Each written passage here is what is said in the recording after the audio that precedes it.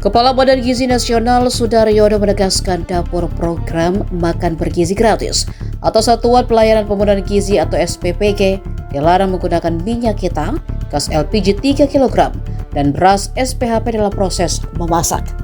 BGN akan memberikan sanksi kepada SPPG yang melanggar ketentuan tersebut.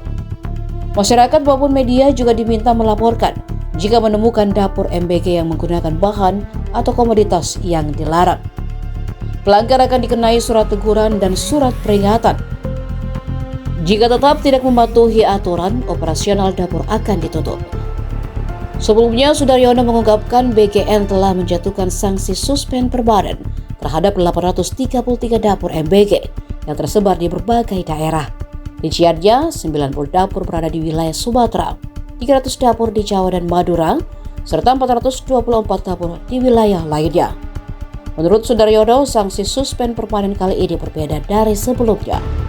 Dapur yang dikenai sanksi tidak hanya dihentikan operasionalnya, tetapi juga tidak lagi menerima pembayaran dari BGN. Download Tribun X sekarang, menghadirkan lokal menjadi Indonesia.